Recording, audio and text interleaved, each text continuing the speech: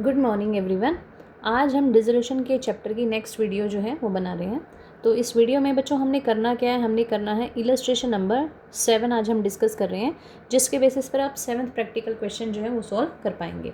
तो देखिए स्टार्ट करते हैं। सबसे पहले इलस्ट्रेशन नंबर 7 की स्टेटमेंट हम पढ़ रहे हैं। स्टेटमेंट में क्या है, XYZ were partners in a firm sharing profits and losses in the ratio of 3:1। यानी 3 पार्टनर्स हैं XYZ और तीनों ही प्रॉफिट्स को 3:1 के रेशियो में डिस्ट्रीब्यूट कर रहे हैं। बैलेंस शीट आपको एक दे रखी है, ध्यान से बैलेंस शीट को देखिए। बैलेंस शीट के अंदर आपको बच्चों एसेट्स दी हुई हैं, आपको लाइबिलिटीज़ दी हुई हैं। लाइबिलिटीज़ के को अगर देखें तो लाइबिलिटीज़ में पहले है क्रेडिटर्स, जो एक सिंपल लाइबिलिटी है। मिसिज एक्स लोन दिया हुआ है, ये एक नई चीज़ दिख रही है बच्चों आपको। यहाँ पर XY और Z तीनों हमारे पार्टनर हैं। अगर पार्टनर के अलावा किसी और पर्सन का लोन होता है, पार्टनर के अलावा अगर किसी और पर्सन का लोन होता है तो उसको हम आउटसाइडर यानी कि क्रेडिटर की तरह ही सेम ट्रीट करेंगे। यानी जैसा ट्रीटमेंट क्रेडिटर्स के साथ होगा वैसा ही सेम दूसरे लोन के साथ भी होगा।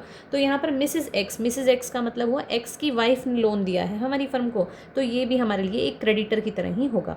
नेक्स्ट हमारे पास आता है एक्स लोन। एक्स हमारी फर्म का पार्टनर है और पार्टनर ने हमारी फर्म को लोन दिया हुआ है, तो इसके लिए आप इसका स्पेशल ट्रीटमेंट करेंगे। क्या करेंगे, इसके लिए सेकंड नंबर पर इसका लोन अकाउंट अलग से बनाया जाएगा, जैसा कि हम पहले डिस्कस कर चुके हैं।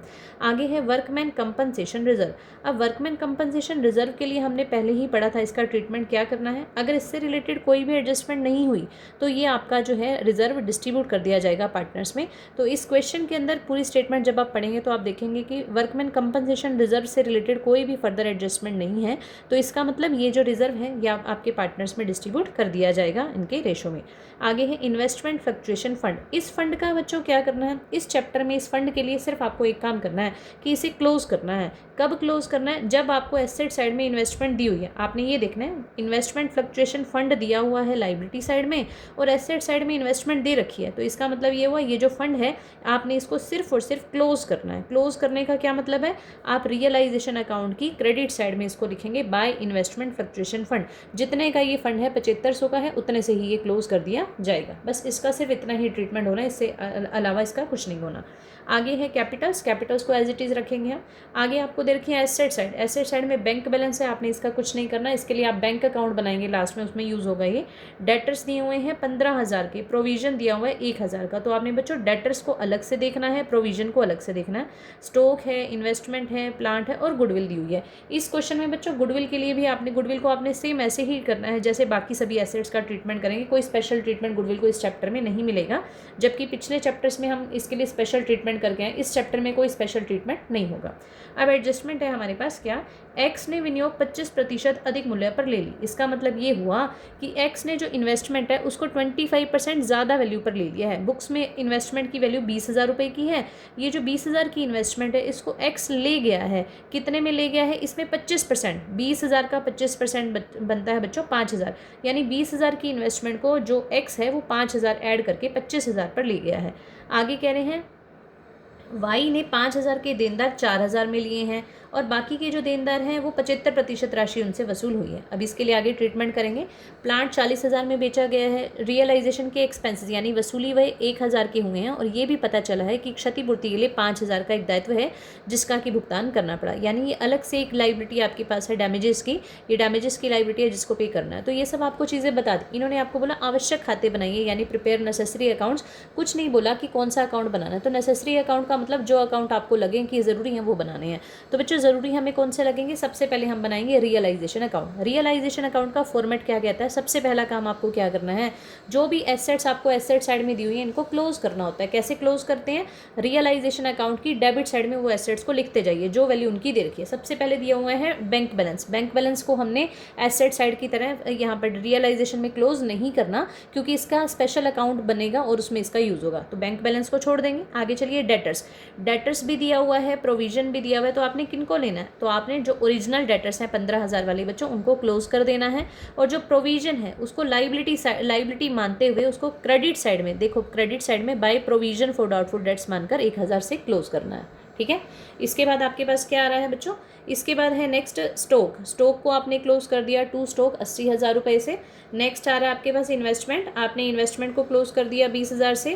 फिर प्लांट को आपने क्लोज कर दिया 75,000 से। गुडविल को भी आपने ऐसे ही क्लोज कर दिया, गुडविल आपकी 35,000 की दे रखी है, 35,000 से क्लोज कर दिया। सभी एसेट्स को हमने क्लोज कर दिया है। क्लोज करने के बाद अब अगला काम क्या करना है, लाइबिलिटी साइड को देखें और लाइबिलिटीज़ को क्लोज करेंगे हम। लाइबिलिटीज़ में सबसे पहले नंबर पे है क्रेडिटर्स, तो क्रेडिटर्स को क्लोज किया बाय क्रेडिटर्स। प्रोविजन पहले से क्लोज हो चुका है, फिर बाय क्रेडिटर्स 18,500 से। मिसेस एक्स का लोन है 5,000 से, फिर एक्स का लोन इसको छोड़ दो, इसका सेकंड नंबर पे अकाउंट बनेगा। फिर वर्कमैन कंपनसेशन रिजर्व का ट्रीटमेंट भी हमें पता है, इसे पार्टनर्स कैपिटल में ले जाना है, छोड़ दो। इन्वेस्टमेंट फ्लक्चुएशन फंड में आपको पहले ही बता चुकी हूँ, ये भी क्लोज हो जाएगा। ठीक है, यानी लाइबिलिटी साइड से आपने क्रेडिटर्स, मिसेस एक्स लोन और इन्वेस्टमेंट फ्लक्चुएशन फंड, इन 3 चीज़ों को क्लोज कर देना। क्लोज करने के बाद बच्चों अब आते हैं एडजस्टमेंट पर। एडजस्टमेंट में इन्होंने आपको क्या बोला कि एक्स ने इन्वेस्टमेंट ले ली है और जो है बाकी सब चीज़ों के बारे में बताया। तो अब आपने ये देखना है कौन सी एसेट कितने में बिकी, वो आपको देखना है। तो आप इसके लिए लिखेंगे बाय बैंक अकाउंट। इस बार आप बाय बैंक अकाउंट क्यों लिखेंगे, क्योंकि क्वेश्चन में आपको बैंक बैलेंस दिया हुआ है। अगर क्वेश्चन में कैश बैलेंस दिया होता तो आप यहाँ बाय कैश लिखते, अब की बार बैंक बैलेंस दिया हुआ है तो आप बाय बैंक अकाउंट लिखेंगे और इसमें आप वो सारे अमाउंट लिखेंगे जितने में जो एसेट रियलाइज हुई आपकी। तो सबसे पहले इन्होंने बोला कि आपके जो डेटर्स हैं, डेटर्स जो हैं वो वाई ने लिए हैं। 5,000 वाले डेटर्स तो 4,000 में वाई ले गया और बाकी की जो डेटर्स हैं वो 75% बुक वैल्यू पर रियलाइज हुए हैं। तो हम यहाँ क्या करेंगे कि कुछ डेटर तो वाई ले गया, जो डेटर वाई ले गया उसको छोड़ दो। कितने ले गया वाई, वाई 5,000 के डेटर को 4,000 पर ले गया, तो कितने ले गया, वो 5,000 ले गया। तो आप देखेंगे डेटर्स हमारे टोटल 15,000 के हैं। 15,000 में से 5,000 के डेटर तो वाई ले चुका है, तो बचे कितने, 10,000। तो 10,000 की जो डेटर्स बचे वो हमें 75% पर रियलाइज हुए हैं, यानी 10,000 वाले डेटर से हमें मिला कितना, 7,500 रुपये। ठीक है, डेटर से हमें 7,500 मिल गया। इसके बाद इन्होंने बोला कि जो स्टॉक है, जो प्लांट है हमारा, वो 40,000 में सेल हुआ है, तो प्लांट से 40,000 रुपये लिख दिए हमने। अब हमारी बची कौन सी एसेट, स्टॉक। स्टॉक के बारे में बच्चों कुछ भी नहीं कह रखा, तो अगर किसी एसेट के बारे में कुछ भी नहीं कह रखा तो थी तो सही, इसका मतलब ये उसके बारे में बताना भूल गए हैं हमें। तो हम ये मानते हुए स्टॉक की जितनी वैल्यू दे रखी थी 80,000, उतने से खुद से ही उसको सेल कर देंगे, यानी हमें पता चल गया कि इनको सेल कर दिया होगा, हमने मान लिया। तो मानने के बाद ये सभी एसेट्स का टोटल किया 1,27,500 में, हमने ये माना कि ये एसेट हमारी बिक गई मार्केट में। इसके बाद बच्चों हमने क्या किया, अब जो एसेट जिस पार्टनर ने ले ली, हमने लिखा इन्वेस्टमेंट एक्स ने ले ली तो उसको लिखा जाएगा बाय एक्स कैपिटल। अगर ये इन्वेस्टमेंट मार्केट में बेचते तो लिखते बाय बैंक, अब बिके नहीं तो पार्टनर ने ले ली, जिस पार्टनर ने जितने पर ली, बाय एक्स कैपिटल, एक्स ने ले ली 25,000 रुपये पर, क्योंकि 20 की थी और उसने 25% वैल्यू ऐड करके उसको 25 पर ले लिया।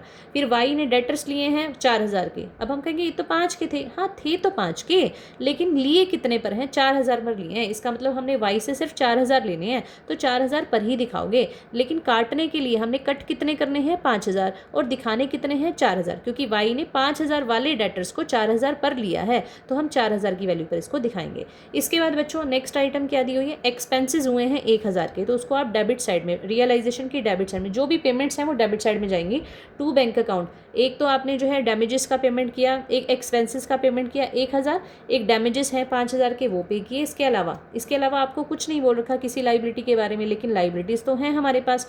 एक हमारे क्रेडिटर्स हैं 18,500 के, एक मिसेज एक्स का लोन है, इन दोनों के बारे में कुछ नहीं बोला गया, तो आप इनको भी अपने आप पे कर देंगे। तो इससे आपके सामने एक बात आती है बच्चों, अगर किसी एसेट के बारे में कुछ नहीं बोला गया कि कितने में बिकी, तो आप उसको उसकी फुल वैल्यू पर बेच देंगे, अपने आप से बाय बैंक में डाल देंगे। और अगर किसी लाइबिलिटी के बारे में भी कुछ भी नहीं बोला हुआ कि कितने में पे किया, तो आप उसको भी अपने आप से पे ऑफ कर देंगे। ठीक है, इसके बाद ये कर लिया, आप डेबिट का टोटल करेंगे, क्रेडिट का टोटल करेंगे, डिफरेंस निकालेंगे। डिफरेंस आपका 66,000 का आया, जिसको कि तीनों पार्टनर्स में बांट दिया। डिफरेंस अब की बार क्रेडिट साइड का आया, तो आप इसे लॉस मानते हुए क्रेडिट साइड में आप उसको पे ऑफ कर दोगे। आप उन लॉस को डिवाइड कर दोगे पार्टनर्स में। करने के बाद ये एक अकाउंट आपका बन गया। बनने के बाद सेकंड नंबर पे आपने पार्टनर का लोन अकाउंट बनाना होता है। ये सीक्वेंस में हमने सबसे पहले थ्योरी में पढ़ा था। तो पार्टनर का लोन यानी एक्स का लोन अकाउंट बनाएंगे। शुरुआत इसकी होगी बाय साइड से, बाय बैलेंस ब्रोट डाउन। 8,000 का लोन है, हमने कुछ नहीं करना है इसका, बस एक बार इसका बैलेंस ओपन करना है और दूसरी बार इसको सिर्फ पे कर देना है। टू बैंक अकाउंट की पेमेंट कर दी हमने लोन की और लोन खत्म हो गया। फिर आपने बनाना है कैपिटल अकाउंट पार्टनर्स का। कैपिटल अकाउंट की शुरुआत वैसे ही होगी जैसे पहले करते हैं, बाय बैलेंस ब्रोट डाउन। तीनों की कैपिटल्स बुक्स में दी हुई है। इसके बाद पार्टनर्स में जो जो अमाउंट बांटने हैं, एक है वर्कमैन कंपनसेशन रिजर्व, ये आपको क्वेश्चन में दिया हुआ है 30,000 रुपये से, ये दिया हुआ है बच्चों 30,000 रुपये से दिया हुआ है। इसको तीनों पार्टनर्स में 3:1 में आप डिस्ट्रीब्यूट कर देंगे। देखिए नेक्स्ट पेज पर दिया हुआ है इसका आगे फर्दर ट्रीटमेंट। इसके बाद क्या है, वर्कमैन कंपनसेशन रिजर्व डिस्ट्रीब्यूट हो गया। अब डेबिट साइड में चलते हैं। डेबिट साइड में एक तो जिस पार्टनर ने जो एसेट ली, अगर कोई पार्टनर एसेट लेता है तो डेबिट साइड में आएगा पार्टनर्स कैपिटल की, अगर कोई पार्टनर लाइबिलिटी लेता है तो क्रेडिट साइड में जाता। तो अब यहाँ पर एसेट्स ली हैं, एक्स ने इन्वेस्टमेंट ली है 25,000 में, वो दिखा देंगे, और वाई ने जो है 4,000 रुपये के डेटर्स लिए हैं वो दिखा देंगे। इसके बाद ये लॉस आया था यहाँ पर, कि लॉस आया था रियलाइजेशन का, इसको भी पार्टनर्स में आपने डेबिट साइड में डिस्ट्रीब्यूट कर देना है। करने के बाद और कोई आइटम नहीं है, आपने क्रेडिट का टोटल करना है, डेबिट का टोटल करना है, डिफरेंस निकालना है। तो डिफरेंस पार्टनर्स में जो आया पार्टनर्स कैपिटल अकाउंट का, उस डिफरेंस को आपने टू बैंक करके, पहले हम टू बैलेंस कैरी डाउन लिखते थे क्योंकि वो बिजनेस आपका आगे चल रहा होता था, अब की बार बिजनेस बंद ही कर रहे हैं, तो जो भी बैलेंस आया आपने उसको टू बैंक अकाउंट करके फाइनल पेमेंट कर देंगे। ठीक है, फाइनल पेमेंट हो गई। इसके बाद आपने बच्चों फाइनली बनाना है लास्ट में बैंक अकाउंट बनाना है। इस चैप्टर में हम बैलेंस शीट नहीं बनाते, बैंक अकाउंट बनाते हैं। बैंक अकाउंट बनाया, बैंक अकाउंट बनाने के बाद जो जो आइटम्स आपकी बैंक से रिलेटेड है, यानी जहाँ जहाँ से पैसा आया और जहाँ जहाँ पैसा गया, वो सारा आपने बैंक में लिखना है। सबसे पहले इस अकाउंट की शुरुआत होगी टू बैलेंस ब्रोड डाउन से। 1,000 का बैलेंस जो आपको बुक में ऑलरेडी दे रखा है, देखो शुरुआत में दिया हुआ है बैंक बैलेंस, इससे शुरुआत हो जाएगी टू बैलेंस ब्रोड डाउन 1,000 से। फिर टू रियलाइजेशन अकाउंट आप लिखेंगे, जो पैसा जहाँ से आया, कहाँ से आया पैसा, हमारे पास एसेट्स को बेचा था, कितने में बेचा था, कुल मिला के यहाँ एसेट बिकी थी हमारी 1,27,500, तो ये एसेट आपने सेल की, इसको आप टू रियलाइजेशन करके लिखेंगे। फिर जो जो पेमेंट्स आपने की वो बाय साइड में, बाय रियलाइजेशन अकाउंट एक्सपेंसेस का पेमेंट किया, डैमेजेस का पेमेंट किया, फिर लाइबिलिटीज़ का पेमेंट किया, ये सब यहाँ पर पेमेंट्स हमने की थी, वो सारी ही चीज़ें यही सेम अमाउंट्स आपने यहाँ लिख देने हैं। लिखने के बाद बाय एक्स लोन, आपने एक्स का लोन पे किया, आपने एक्स की कैपिटल यहाँ से, एक्स की कैपिटल, वाई की कैपिटल, जेड की, ये सब पे कर दी। करने के बाद आप बच्चों टोटल करोगे दोनों साइड का, अगर दोनों साइड का टोटल मैच करता है तो इसका मतलब आपका सम सही है, अगर मैच नहीं करता है इसका मतलब आपका सम गलत है। तो ये मैच कर गया और आपका सम हो गया। ठीक है बच्चों, तो इसके बेसिस पर आपका जो है 7th प्रैक्टिकल सॉल्व हो जाएगा, 7th भी हो जाएगा बच्चों, और कोशिश करेंगे तो 8th भी हो जाएगा। Thank you.